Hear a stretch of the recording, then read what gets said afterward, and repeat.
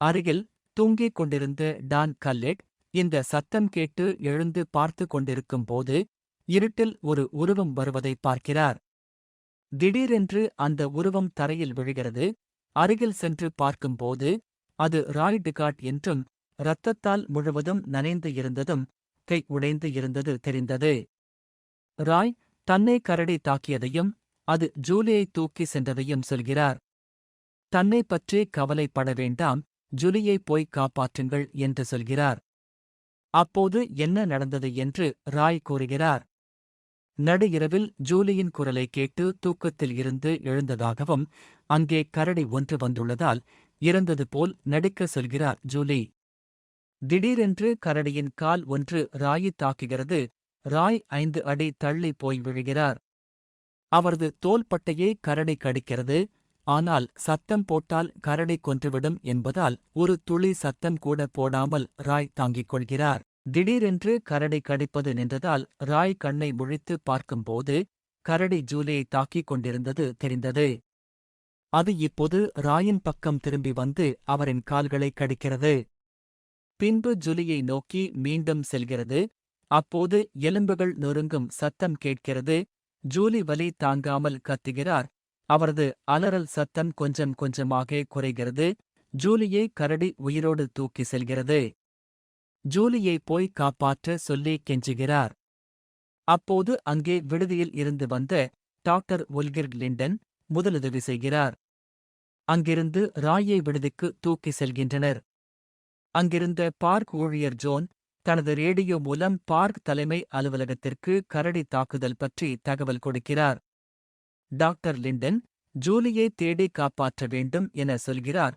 ஆனால் ஜோன் திடீரென்று கரடிகள் வந்தால் பாதுகாப்புக்கு துப்பாக்கிகள் கூட இல்லை என்று கூறுகிறார். டாம் வால்டன் டார்ச்லைட் வெளிச்சம் குறைந்ததையும் காட்டுகிறார். வேறு வழி இன்றி அனைவரும் விடுதிக்கு திரும்பி செல்கின்றனர். சிறிது நேரம் கழித்து மீட்பு ஹெலிகாப்டர் வந்து சேர்கிறது. துப்பாக்கி ஏந்திய பார்க் ரேஞ்சர்கள் ஜூலியை கண்டுபிடிக்க தேடுதலை ஆரம்பிக்கின்றனர்.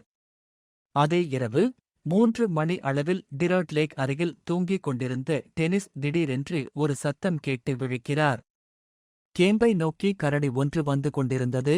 உடனே அனைவரையும் தூக்கத்தில் இருந்து எழுப்புகிறார். உடனே நெருப்பை பத்த வைக்கின்றனர். கரடி சிறிது நேரத்தில் இடத்தை விட்டு செல்கிறது. 4 மணி அளவில் அனைவரும் தூங்கச் செல்கின்றனர். 4:30 மணி அளவில் டெனிஸ் அருகில் கரடி இருப்பதை பார்க்கிறார். சத்தம் போடாமல் அமைதியாக இருக்கிறார். கரடி அவரது ஸ்லீப்பிங் பாக்கை மோப்பம் பிடிக்க ஆரம்பிக்கிறது. பால் இதனை பார்த்து பயந்து திடீரென்று எழுந்து ஓடுகிறார். ஒரு மரத்தில் ஏறுகிறார். அவரை கரடி துரத்திக் கொண்டு மரத்தின் அடியில் போய் நிற்கிறது. இந்த சமயத்தில் ரான் மற்றும் டெனிஸ் ஆகியோர் தப்பித்து ஓடி ஒரு மரத்தில் ஏறிக்கொள்கின்றனர். கரடி இப்போது திரும்பி வந்து ரே மற்றும் மிசெல் ஆகியோரை மோப்பம் பிடிக்க ஆரம்பிக்கிறது. ரே எழுந்து ஓடி மரத்தில் ஏறிக்கொள்கிறார். ஆனால் கரடி மிசேலின் ஸ்லீப்பின் பாக்கை கடிக்கும் போது அவரின் கை மாட்டிக்கொள்கிறது. இதனால் அவரால் தப்பிக்க முடியாமல் போகிறது. கரடி தனது வாயால் ஸ்லீப்பின் பாக்கை கவ்வி மிசலை தூக்கி செல்கிறது. எலும்புகள் நொறுங்கும் சத்தம் கேட்கிறது. அனைவரும் மரத்தில் இருந்து இறங்கி உதவியை தேடி ஓடுகிறார்கள். 6 மணி அளவில் மீனவர் ஒருவரை பார்க்கின்றனர். அவரிடம் நடந்ததை சொல்கிறார்கள். அவர் 4 பேரையும் அருகில் உள்ள ரேஞ்சர் ஸ்டேஷனுக்கு கூட்டி செல்கிறார். 2:45 அளவில் ஜூலியை தேடி சென்ற குழு கேபினை சென்று அடைகிறது. அங்கிருந்து ராய் வந்த திசையில் சென்று கொண்டிருக்கும் பொது கரடியின் கழிவை கண்டுபிடிக்கிறார்கள். கரடி உள்ள இடத்திற்கு அருகில் வந்துள்ளதை உணர்ந்து அனைவரும் அங்கிருந்து மெதுவாக தேட ஆரம்பிக்கின்றனர். ராபர்ட் ஜூலியின் சத்தம் கேட்ட திசையில் அனைவரையும் கூட்டி செல்கிறார். அங்கே கேம்ப் கிரண்டில் இரத்தத்தை கண்டுபிடிக்கிறார்கள்.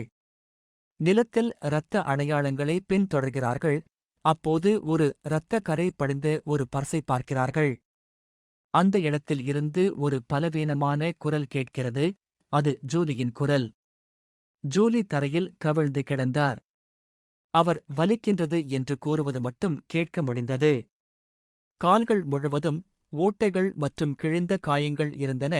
அவரது கை மற்றும் முழங்கை இடையில் எலும்பு மட்டுமே இருந்தது. மார்பில் பெரிய காயங்களில் இருந்து இரத்தம் வெளியேறிக் கொண்டு இருந்தது. காயங்களால் ஒரு நுரையீரல் வேலை செய்யவில்லை, ஒரு நுரையீரலில் சுவாசிக்கப்படும் காற்றும் ஓட்டைகள் மூலமாக வெளியேறிக் கொண்டு இருந்தது. டாக்டர் லிண்டன் அனைவரின் சட்டைகளையும் கேட்டு வாங்கி ஜூலியின் காயங்களை முடிந்த அளவு கட்டு போடுகிறார். பின்னர் அவரை விடுதிக்கு கொண்டு செல்கின்றனர். அங்கே உள்ள 3 டாக்டர்கள் அனைவரும் தங்களால் முடிந்த அளவு ஜூலியை காப்பாற்ற முயல்கிறார்கள்.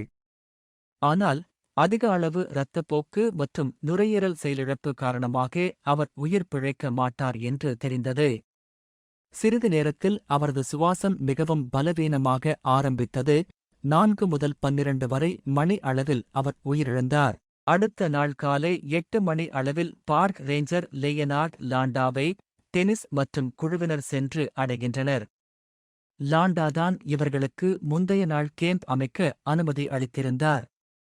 முதல் பார்வையிலேயே ஒருவர் குறைவது இவருக்கு தெரிந்தது. 2 பெண்களில் ஒருவர் மட்டுமே வந்துள்ளதைக் கண்ட அவர், இன்னொருவர் எங்கே என்று கேட்கிறார். 4 பெரும் மிசிலை கரடி கடித்து தூக்கி சென்று விட்டதை சொல்கின்றார்கள். மேலும் மிசிலை காப்பாற்றுமாறு கேட்கிறார்கள். லாண்டா உடனே தலைமை அலுவலகத்திற்கு ஒரு பெண் கரடியால் தூக்கி செல்லப்பட்டதாக தகவல் கொடுத்துவிட்டு டிருட் லேக் பகுதிக்கு செல்கிறார். லாண்டா, ரே மற்றும் பால் ஆகியோர் மிசிலை தேடி போகிறார்கள். போகும் வழியில் ஆண்டே சம்ப்சன் என்ற மீனவர் தேடுதலில் இணைகிறார். கடைசியாக கேம்ப் அமைத்திருந்த இடத்திற்கு சென்று அடைகிறார்கள். அங்கே இருந்து கரடி மிசிலை தூக்கி சென்ற திசையில் செல்கிறார்கள். அப்போது லாண்டா தரையில் ஏதோ ஒன்று கிடப்பதை பார்க்கிறார். அது என்னவென்று கையில் எடுத்து பார்க்கிறார். அது மிசிலின் காது. இதை பார்த்து லாண்டா அதிர்ச்சி அடைகிறார். பின்னர் சிறிது தூரத்தில் ஒரு கிழிந்த ஸ்லீப்பிங் பாக், பிறகு இரத்தம் படிந்த மிசிலின் கோட் மற்றும் சட்டையை கண்டுபிடிக்கின்றனர். சிறிது தூரத்தில் ஒரு பள்ளத்தில் மிசிலின் உடலை இருப்பதை பார்க்கிறார்கள். அது ஒரு ஆணா இல்லை பெண்ணின் உடலா என்று சொல்ல முடியாத அளவிற்கு மோசமாக சிதைக்கப்பட்டு இருந்தது. தலையில் ஒரு முடிகூட இல்லை. வயிறு மற்றும் அடி வயிறு பகுதி முற்றிலும் இல்லை. மிசிலை தூக்கிச் சென்ற கரடி அவரை உயிரோடு தின்றுவிட்டது தெரியவந்தது. அனைவரும் அதிர்ச்சியில் உரைக்கிறார்கள். இந்த பார்க் திறந்த நாள் முதல் யாரும் கரடியால் தாக்கப்பட்டது இல்லை. ஆனால் 2 பேர் ஒரே நாளில் கொல்லப்பட்டது மிகவும் அதிர்ச்சியை ஏற்படுத்தியது. உடனடியாக 2 பேரையும் கொன்ற கரடிகளை சுட்டுக் கொல்ல முடிவு செய்யப்படுகிறது.